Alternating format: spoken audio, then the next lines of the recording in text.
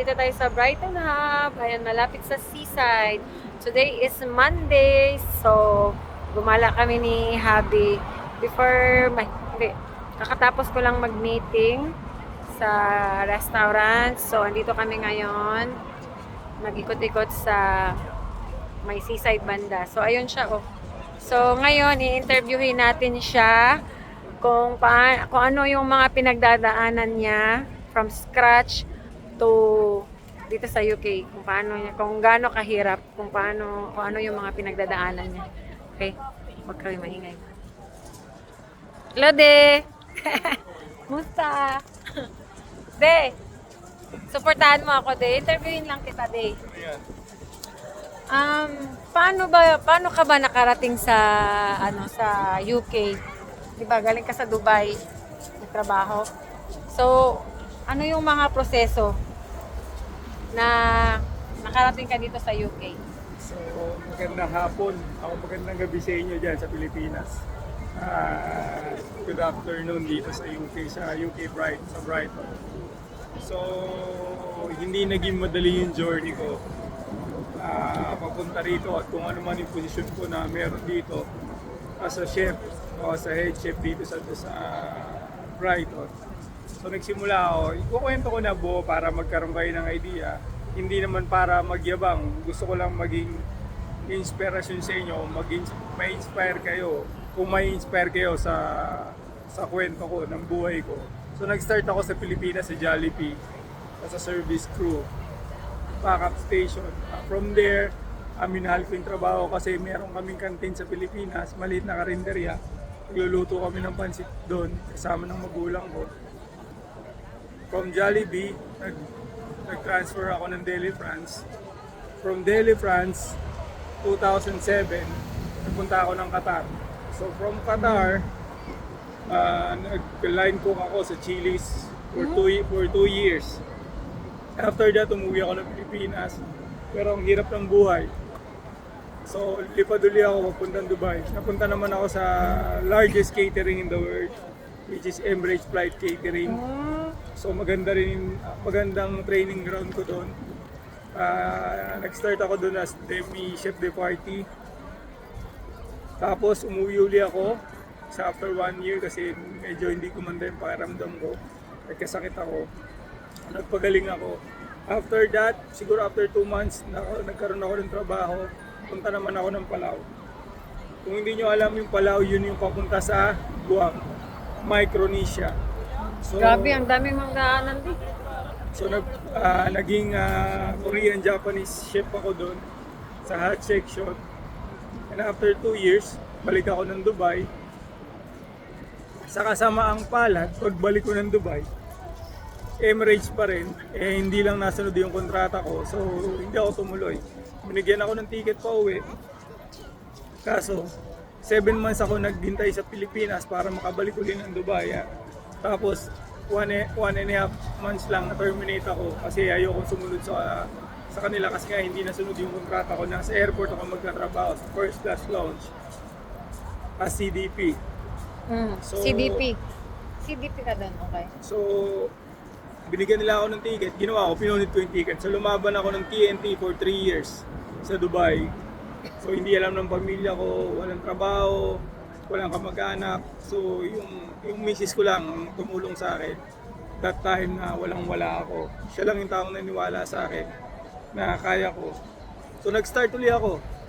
Back ulit sa scratch. Pinasok niya ako ng trabaho. Start ulit ako Comi. From CDP, bumalik ako ng Comi. So, nag-start ako ng Comi. After 2 years, na awa ng Diyos,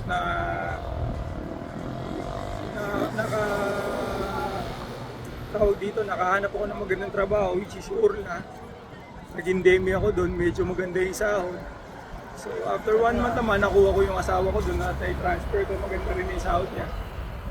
Kaso yun nga lang, bawal pala. That time hindi pa kami mag-asawa, kaso nagpakasal kami. Hindi namin alam, bawal pala. So, isa sa amin kailangan mag-sacrifice. So, ako yung umalis. So, naghanap ako ng trabaho. From that, naging CDP, naging junior sous chef. Hanggang yung uling trabaho sa Dubai, which is February 30, isa sous chef na ako doon.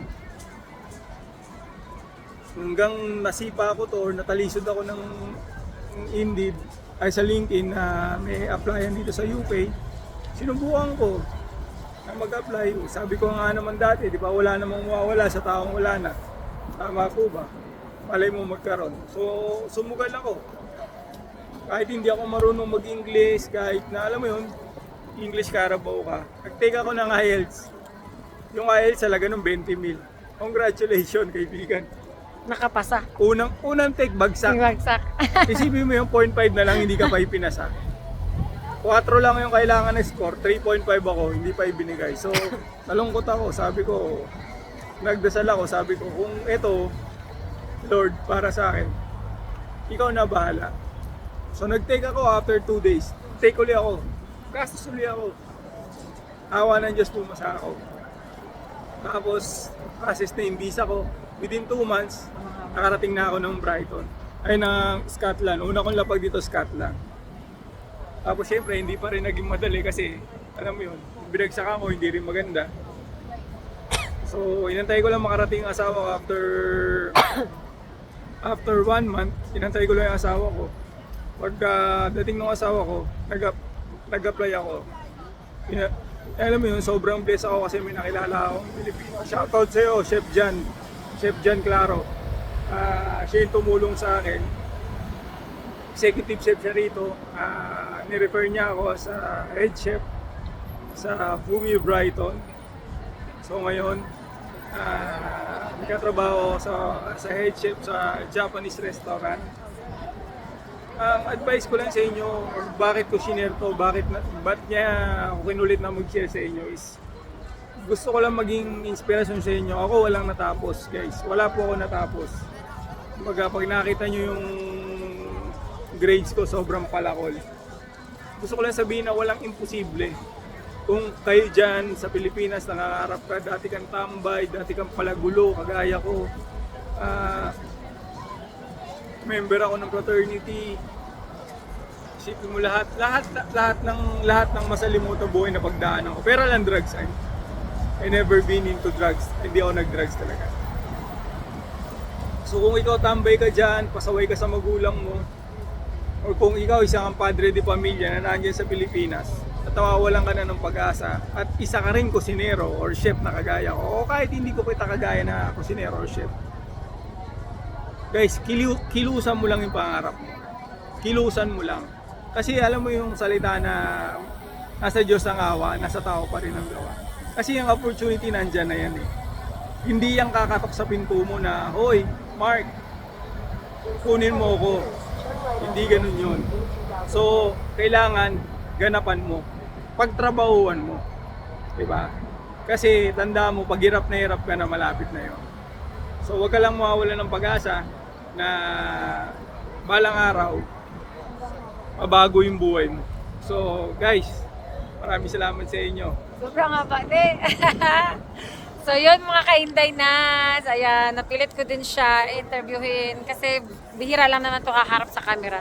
So yun yung kung paano siya nakapunta dito sa UK, sa dream place namin. Yan. Goodbye!